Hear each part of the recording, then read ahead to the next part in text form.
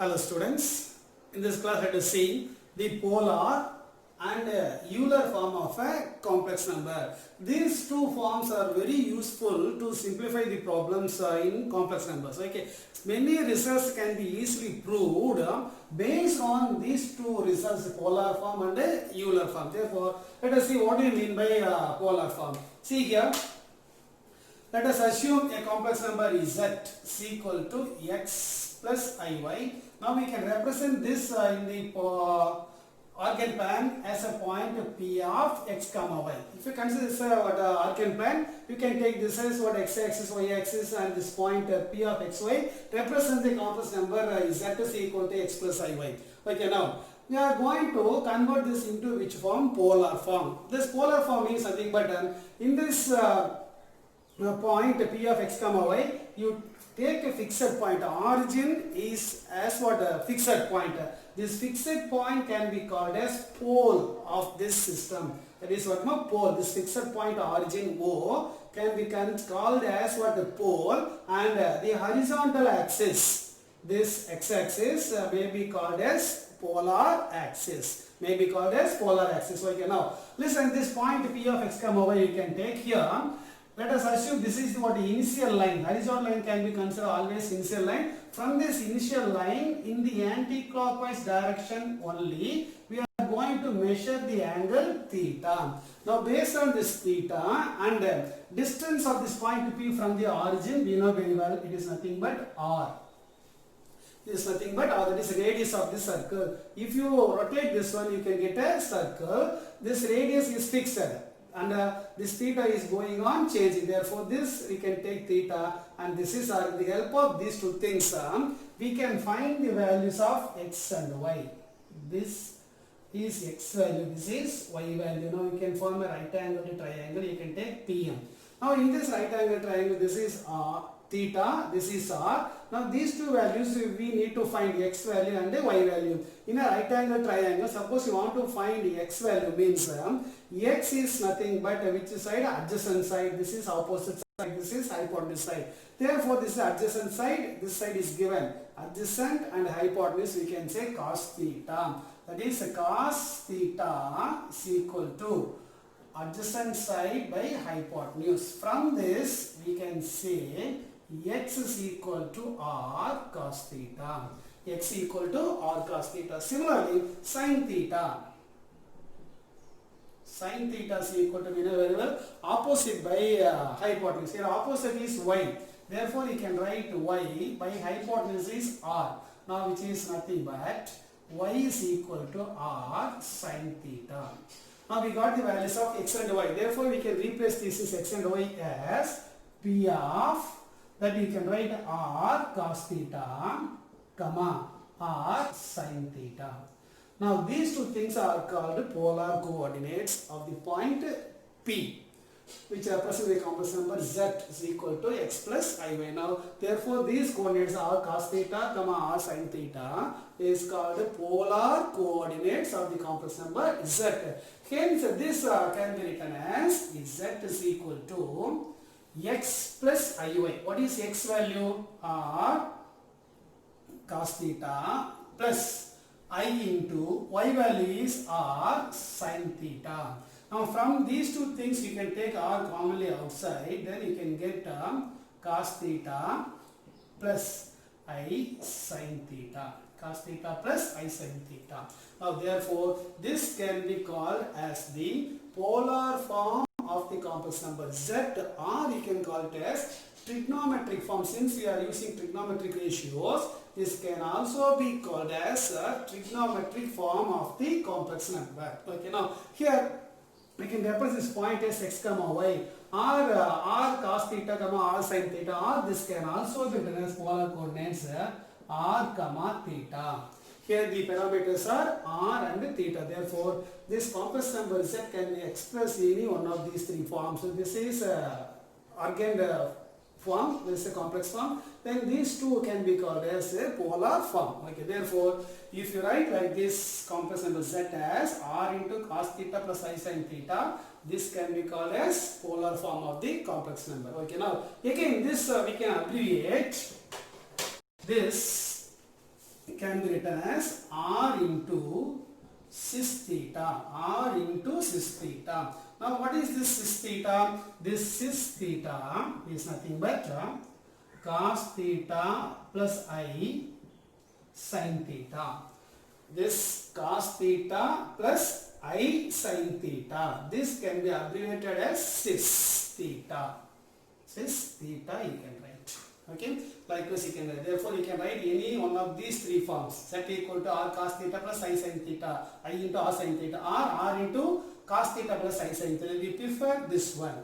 Okay, now from this let us find out the modulus of this z value. If z is like this, we can find out the modulus z.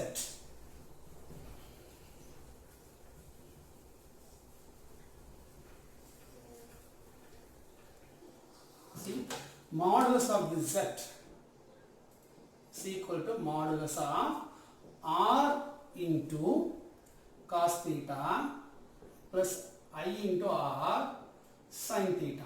Now it is in the rectangular form, therefore modulus of this complex number is root of real part square plus imaginary part square. Real part square means we can write this is real part and this imaginary part. You can write r square cos square theta plus r square sin square theta. Now here if you take this one r square outside, then you can get cos square theta plus sin square theta, its value equal to 1. Now r square you can get as root of r square equal to r. Therefore this modulus z is nothing but r value. Therefore if you consider this complex number, if any complex number is given like this, z is equal to r into cos theta plus I sin theta, you leave this trigonometric portion, then what you have r. This r is nothing but the modulus of this complex number, you can see. Okay. Now this r is nothing but what? Modulus of the complex number z. Now we need to know what is this theta. Theta is called argument. Argument of the complex number z. Now is equal to x plus iy means it is in rectangular form. Now it is in a polar form where this r is nothing but modulus of z and this theta is called argument of z. Now how do you find this argument of z? For that, see you can consider this tan theta is equal to, now in the previous case we have seen sin theta and cos theta. Now whenever you want to find the slope means we need to consider what tan theta. Hence tan theta is equal to opposite side by adjacent side. What is opposite? Y by x. From this theta is equal to tan inverse of y by x, you can say. This is called argument of this complex number z.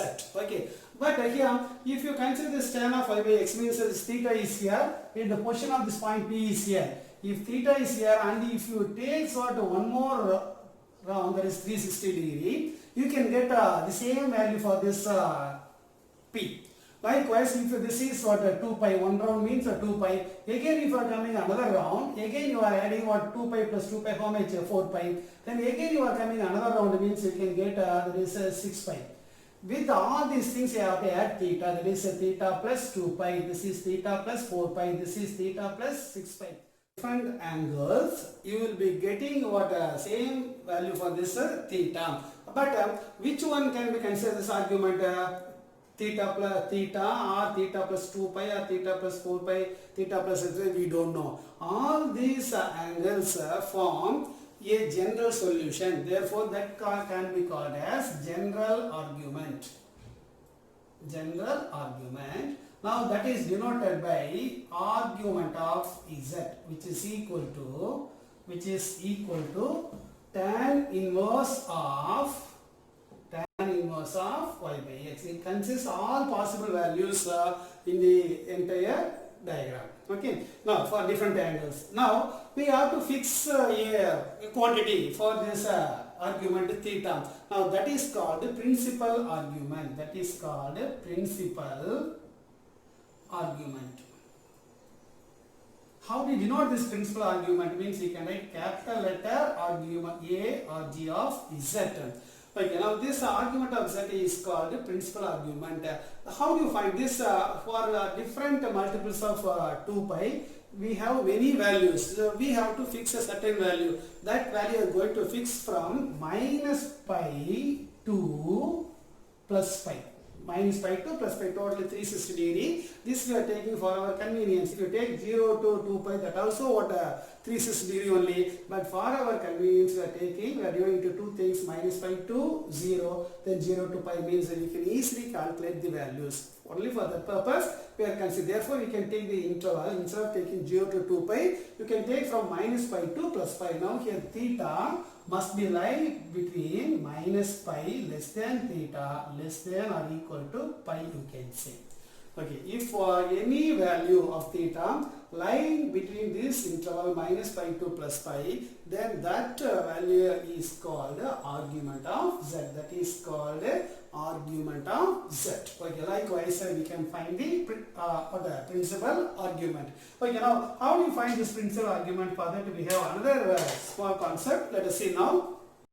This is about principal argument of a complex number. How do you find this principal argument? See, if x equal to x plus iy, then argument of z is denoted by theta. This theta is nothing but a tan inverse of y by x. This y by x means it may be positive or negative, means it may lie any one of these four quadrants. Now, what do you mean by this argument of principal argument of z? Means it is a fixed value. It lies between, it is a unique value, and it is lying between minus pi to plus pi. Therefore, for finding this argument theta, we are going to use the principal argument that is denoted by alpha. Alpha is equal to tan inverse of modulus y by x. If you put modulus, we can consider this lies in the first quadrant. Okay. Now similarly, alpha is equal to tan inverse of this y is nothing but imaginary part, x is nothing but a real part. Based on this alpha, we can find out the value of this general argument theta. See, for that term, if for this alpha, this tan inverse of modulus y by x means that it is always in the first quadrant, we assume that this alpha is an acute angle.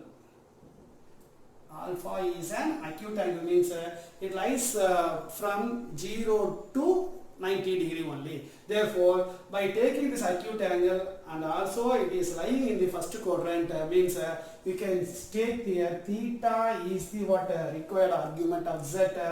This can be taken as nothing but alpha value if the z lies in the first quadrant. If z lies in the first quadrant, we can say theta is equal to alpha, you can say. Suppose the complex number z x plus iy lies in the second quadrant, then we can take theta is equal to pi minus alpha.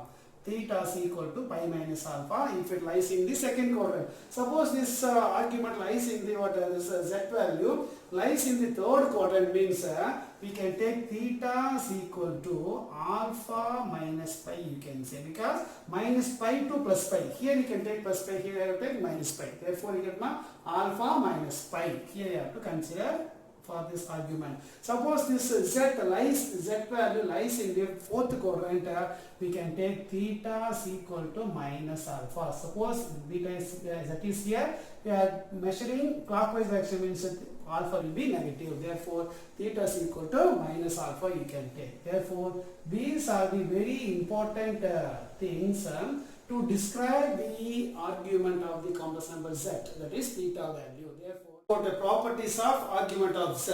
Okay. Now here the first property is, if z is equal to r into cos theta plus I sin theta, then its inverse, z inverse equal to 1 by z, which is nothing but 1 by r into cos theta minus I sin theta, we can say.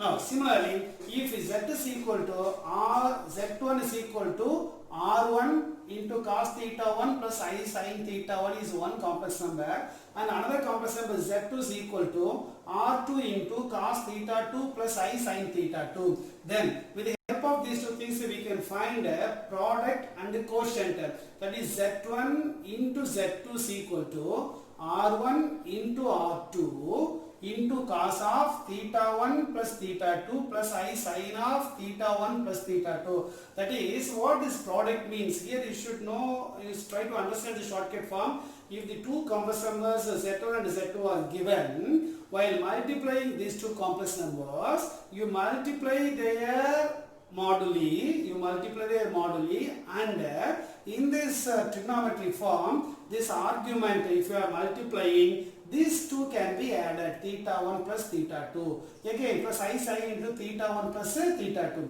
Now here, next is by Z2. Just look at here, you have to subtract the argument of the second complex number from the argument of the second complex number, that is R1 by R2. While multiplying, you multiply their moduli. While dividing, you divide their corresponding moduli. Then cos of theta 1 minus theta 2 plus I sin of theta 1 minus theta 2 you can write. See here, in the right hand side correspondingly I have written its polar form. See here, Z is equal to R into cos theta plus I sin theta means its polar coordinates are R comma theta you can say. See here, Z inverse, that is 1 by Z. Its polar coordinates are 1 by R comma, this is 1 by R comma minus theta. 1 by R comma minus theta. Then if for this one R1 comma theta 1. Then here R2 comma theta 2. Then here R1 R2 is x value. Then what is y value? Theta 1 plus theta 2. Again here instead of x you can write R1 by R2. Then y value theta 1 minus theta 2. Now these are called corresponding polar coordinates you can say. Equal to R cos theta plus I sin theta. This is general polar form. Now for this complex we are finding it's a conjugate Z bar. This conjugate of a complex number is nothing but changing the sign of its imaginary unit. That is R into cos theta plus I sin theta can be written as R into cos theta minus I sin theta. This is its conjugate. Now here the same thing can be written as R into cos of minus theta plus I sin of minus theta. We know very well cos of minus theta equal to cos theta. Similarly, sin of minus theta is equal to minus sin theta. Therefore, whenever you have this coefficient of this sign of I is minus, you can take that polar coordinate y value is what? Minus theta. Now this you can write R comma minus theta. That's why whenever you have minus properties of argument of Z. See here the first one, the argument of Z can be written as capital argument of Z plus 2n pi. What is this capital argument of Z means?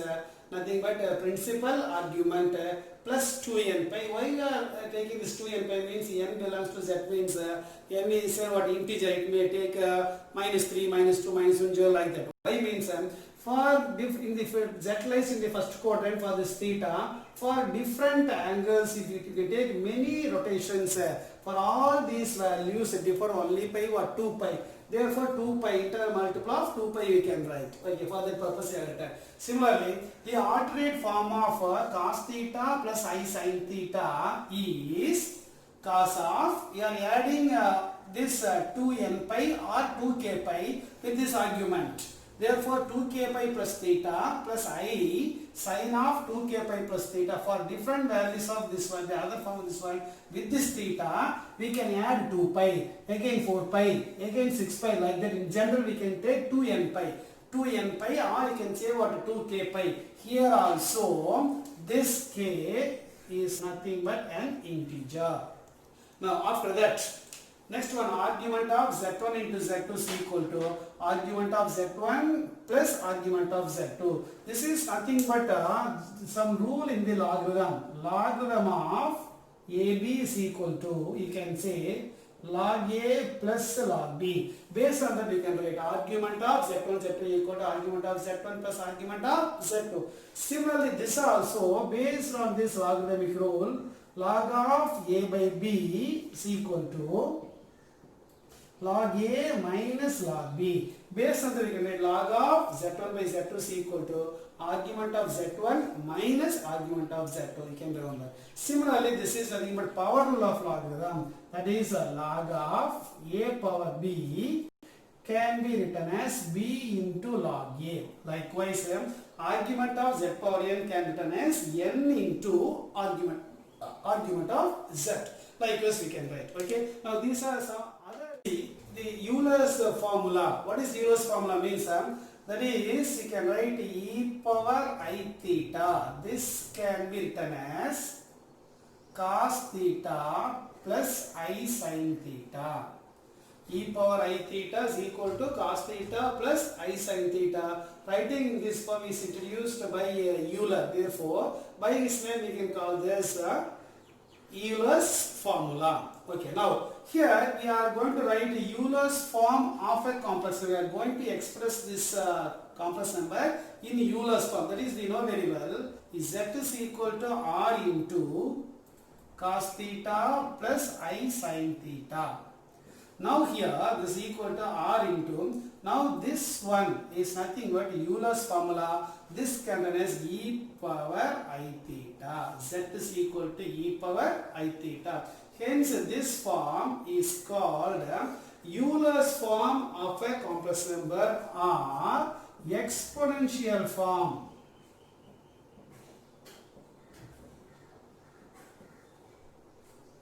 Euler's form, or you can call it as exponential, because we are using e power I theta. E is nothing but exponential. It is z equal to r into e power I theta. May be called as Euler's form or what, exponential form. Now these are also very important things.